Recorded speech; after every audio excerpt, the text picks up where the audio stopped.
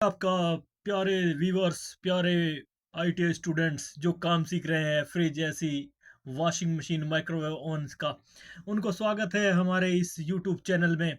हम आपको वो बेसिक ज्ञान देते हैं जो आईटीआई में नहीं दिया जाता। आईटीआई में थ्योरेटिकल पढ़ाया जाता है और बस ऐसे ही बच्चों को पास करने के लिए छोड़ दिया जाता है। लेकिन मेन गेम जो है आईटीआई के बाद शुरू होता है, जब आप अप्रेंटिस पे होते जाते हो, जब आप कंपनियों में भी जाते हो। कंपनी में भी आपको कुछ नहीं सिखाया जाता, अक्सर यही बताया जाता है यूज एंड थ्रो कुछ आइटम्स के बारे में। लेकिन जो आपका बेसिक ज्ञान है वो आपको हाथ भी नहीं लगाने देते अप्रेंटिसशिप में 1.5 साल तक। मैंने भी किया refrigeration and air conditioning trade से रिलेटेड वर्क, लेकिन मैं कुछ समझ नहीं पाया 1-1.5 साल तक।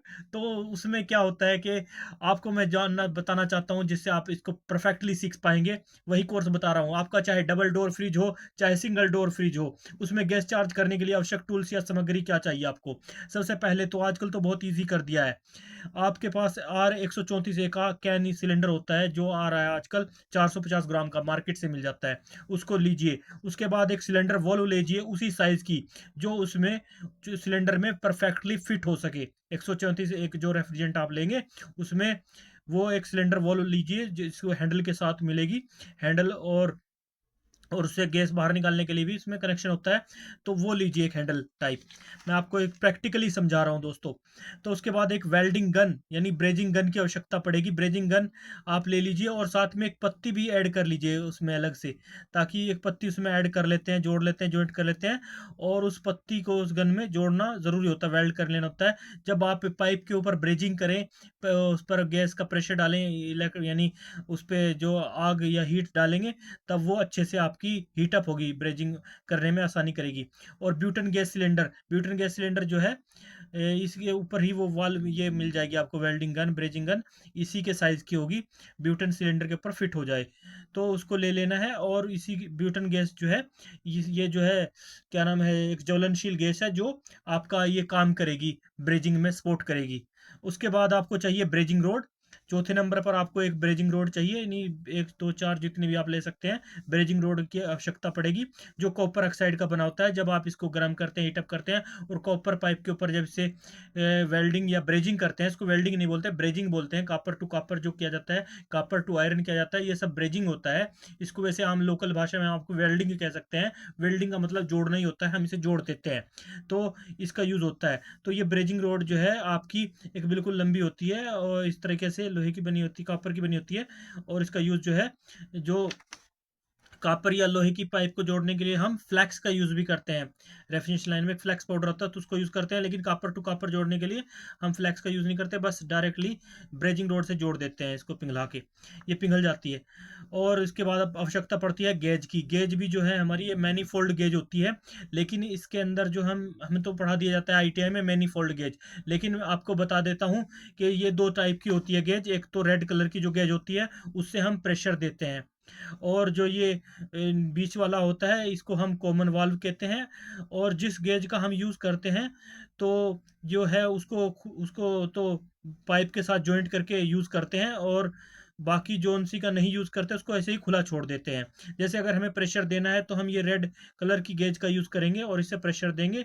और प्रेशर देने के लिए जो है, इसको जो ये वाल्व है, इसको जो है उसके साथ जोड़ दिया जाएगा। जैसे चार्जिंग लाइन है उसके साथ जोड़ दिया जाएगा, इसको इसके साथ पाइप जॉइंट करके इसको कंप्रेसर के चार्जिंग लाइन के साथ जोड़ दिया जाएगा। और दूसरे पाइप को जो है आप, कॉमन पाइप जो होता है उसको आप जो है उसके साथ जोड़ देंगे, जो आपका वैक्यूम सिलेंडर है, वर्कशॉप सिलेंडर है, जिससे इसमें प्रेशर डाला जा रहा है। तो इस प्रकार से उसको डिस्चार्ज लाइन के साथ जोड़ दिया जाएगा। तो इस तरह से इसमें प्रेशर, एक का नाम हम जानते हैं प्रेशर गेज के नाम से, ये रेड कलर की होती है, लाल रंग की होती है। और दूसरी गेज को बोलते हैं कंपाउंड गेज, जिसका यूज़ हम या तो जो हमारा यानी फ्रिज का सिस्टम होता है उसको वैक्यूम करने के लिए यूज़ किया जाता है। वैक्यूम क्या होता है? वैक्यूम जो है उसका प्रेशर जो है -30 डिग्री सेंटीग्रेड, -30 तक लाने को जो है वैक्यूम कहा जाता है। और इसमें जब हम बैक प्रेशर भी भरते हैं तो इसी वैक्यूम गेज से भरते हैं, जो हमारा 12 से 15 पाउंड के बीच होता है बैक प्रेशर। तो ये होती है इनकी बात। और इनका ये जो है रेड प्रेशर, ये हेड यानी जो लाल रंग की जो गेज होती है, इसका प्रयोग जो है हम प्रेशर को चेक करने के लिए करते हैं। यानी प्रेशर इसमें डालते हैं। तो उसके बाद इसके लिए साथ ही हमें 2 रबड़ के पाइपों की आवश्यकता पड़ती है, जिसे चार्जिंग व प्रेशर देने के लिए यूज़ करते हैं, जिनसे हम या तो गैस चार्ज करते हैं या इसमें प्रेशर देने के लिए 2 प्लास्टिक के पाइप पीवीसी पाइपों की आवश्यकता होती है हमें, और हम इन 2 पीवीसी पाइप जो है यूज़ करते हैं इसमें। जिनमें एक जिनमें एक यहाँ पे ना एक ये वाल्व सी बनी होती है, तो ये जो साइड जिसमें से एक छिन छे ये निकलती है वाल्व जैसा कनेक्शन होता है, इसको साइड को कंप्रेसर की तरफ जोड़ते हैं, और जो बाकी का हिस्सा है वो इसमें जोड़ते हैं, जो हमारी गेज होती है। तो इस प्रकार से गेज के साथ या कंप्रेसर के साथ इनका यूज़ किया जाता है, गेज और कंप्रेसर का कनेक्शन करने के लिए, चार्जिंग लाइन को जोड़ने के लिए। उसके बाद वर्कशॉप कंप्रेसर। वर्कशॉप कंप्रेसर जो है, ये कंप्रेसर होता है जो हमारे इस वर्कशॉप कंप्रेसर इसलिए कहा गया है, इसका यूज़ हम एक्स्ट्रा में करते हैं। ये कंप्रेसर जो है फ्रिज से ही निकाला होता है। इसका यूज़ जो है, इसमें हम क्या करते हैं, इसको अलग से यूज़ करने के लिए इसको बना लिया जाता है कंप्रेसर को। इसके अंदर एक डिस्चार्ज लाइन होती है, एक सक्शन लाइन होती है, एक चार्जिंग लाइन होती है। तो चार्जिंग लाइन पर हम नॉन रिटर्न वाल्व फिट कर देते हैं, और बाकी जो सक्शन पाइप है उस पर भी हम जो जोड़ने वाली चूड़ी वाला पाइप इस पे जोड़ देते हैं, जो हमें चार्जिंग लाइन को और दूसरी लाइनों को जोड़ने के लिए यूज़ होता है। तो इस पे चूड़ी वाले पाइप हम जॉइंट कर देते हैं। और ये जो नॉन रिटर्न वाल्व होता है, इसमें नॉन रिटर्न वाल्व होता है, इसमें भी चूड़ी होती है। तो इस प्रकार से इसे कंप्रेसर को हम बना लेते हैं। अपने वर्कशॉप कंप्रेसर इसलिए कहते हैं ताकि इसका हम यूज़ कर सकें, यानी रेफ्रिजरेटर में फ्रिज में प्रेशर देने के लिए, या उसको वैक्यूम करने के लिए। ये दोनों ही काम में प्रयुक्त किया जाता है। तो प्रैक्टिकली मैं आपको बता देता हूँ, ये प्रैक्टिकली ही बिल्कुल बता रहा हूँ आपको। मेरे पास इस टाइम ये सिस्टम अभी नहीं है, लेकिन मैं आपको बिल्कुल पक्का बता रहा हूँ, ऐसा हम कंप्रेसर बना लेते हैं। और इस कंप्रेसर का यूज़ हम इन 2 काम के लिए ही करते हैं। एक तो रेफ्रिजरेटर या फ्रिज होता है उसका वैक्यूम करने के लिए, या उसमें प्रेशर देने के लिए इसका यूज़ किया जाता है। इसका यूज़ किया जाता है 2 काम के लिए। बाकी तो रेफ्रिजरेटर में जब हम क्या नाम है फ्लैक्सिंग करते हैं, उसके लिए इसकी आवश्यकता नहीं पड़ती। फ्लैक्सिंग जो है वो जो उसके अंदर हमारा ऑलरेडी फ्रिज में लगा हुआ कंप्रेसर है, उसी से हम फ्लैक्सिंग करते हैं। बस फ्लैक्सिंग के प्रोसेस हम आपको आगे बताएँगे, क्योंकि हमारा जो रेफ्रिजरेटर सिस्टम में गैस चार्जिंग के से पहले 5 प्रोसीजर से गुज़ारा जाता है। पहला प्रोसीजर होता है, उसमें मैं आपको बता देता हूँ, फ्लैक्सिंग। फ्लैक्सिंग यानी फ्लैक्सिंग का मतलब होता है उसके पाइपों की साफ सफाई करना, कंप्रेस यानी कंडेंसर के और इवापोरेटर के। और दूसरे पॉइंट पर होता है उसके अंदर प्रेशर देना, प्रेशर चढ़ाना, यानी चढ़ाना होता है। प्रेशर चढ़ाने का मतलब ये होता है कि हम लीकेज चेक कर सकें चढ़ाने के लिए। और तीसरे पॉइंट पे हम यूज़ करते हैं यहाँ पे, तो तीसरे पॉइंट पे हमारा होता है वैक्यूम करना। यानी ये सब हम वैक्यूम इसलिए करते हैं ताकि इसके अंदर कोई मॉइस्चर ना हो, कोई प्रकार की प्रॉब्लम ना आए, गैस ना हो, हवा हो, उसका प्रेशर को कम करने के लिए वैक्यूम किया जाता है नंबर 3 पे। और नंबर 4 पे इसको 1, 2, 3, 4 और 4th नंबर पे गैस चार्जिंग की जाती है। वैक्यूम करने के बाद हम गैस चार्ज करते हैं, गैस यानी फ्रीऑन चार्ज करते हैं, चार्जिंग फ्रीऑन चार्ज करते हैं। उसके बाद नंबर 5 पे आ जाता है आपका पिंचिंग, यानी पिंच कर देते हैं या नॉन रिटर्न वाल्व लगा देते हैं। ये 5 प्रोसेस इसमें यूज़ किए जाते हैं। तो इस प्रकार से आप समझ गए होंगे प्यारे दोस्तों, प्यारे व्यूअर्स। तो इस प्रकार से ये हमारे 8 टूल्स यहाँ पे मैंने बता दिए, जो आवश्यक टूल्स हमें यूज़ करने पड़ते हैं जब हम गैस चार्ज करते हैं। तो नोवा टूल आ जाता है हमारी एक मेन लीड। मेन लीड जो होती है वो कंप्रेसर को चालू करने के लिए होती है।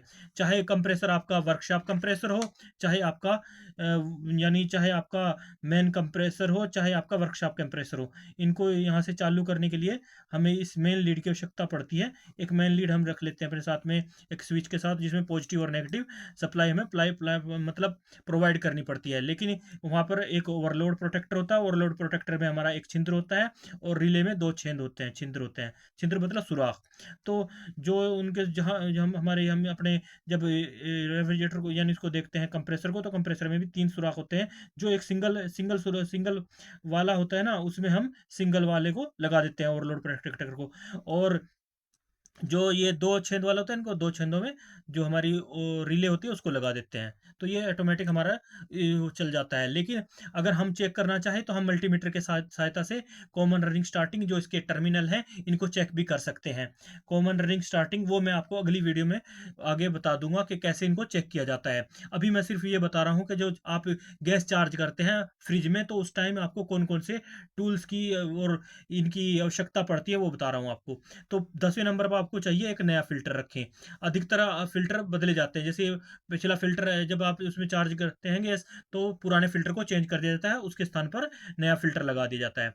और नंबर 11 उसमें आपको एक एक्स्ट्रा में फ़ालतू में अपने पास ओवरलोड प्रोटेक्टर और रिले भी रखना होगा जो फ्रिज में यूज़ होती है। उसी उसी जैसा जोन से फ्रिज में आप जा रहे हो, उसी का एक एक्स्ट्रा में उसी मॉडल के हिसाब से ओवरलोड प्रोटेक्टर और रिले अपने पास रख लें। और मैं आपको पहले ही बता चुका हूँ कि रिले में 2 छिद्र होते हैं और ओवरलोड प्रोटेक्टर में 1 छिद्र होता है, जो नॉर्मली आम यूज़ होता है, जो कि आजकल यूज़ होती हैं रिले फ्रिजों में आ रही हैं।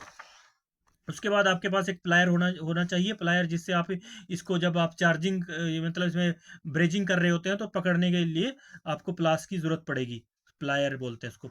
उसके बाद आपको साबुन या शैम्पू का झाग झाग के चाहिए होता है, वो पानी में आप उसके लिए साबुन या से जब आप इसकी लीकेज चेक करें, जब प्रेशर देंगे, प्रेशर देने के बाद उसकी लीकेज चेक करेंगे, तो उसके लिए उसके जॉइंटों पर आप लीकेज चल रही है आपको साबुन या शैम्पू के झाग की भी आवश्यकता पड़ती है। उसके बाद आपके पास पिंचिंग टूल है, तो आप पिंचिंग टूल का भी यूज़ कर सकते हैं, या नॉन रिटर्न वॉल्व है तो उसका भी आप यूज़ कर सकते हैं। नॉन रिटर्न वॉल्व होनी चाहिए, ये आपके पास होनी चाहिए। उसके बाद कपड़ा, कपड़ा इसलिए रखा जाता है कि आपका सिस्टम जब आप उसमें ब्रेजिंग करते हैं तो गर्म होता है, तो उसको ठंडा करने के लिए का ही यूज़ कर सकते हैं।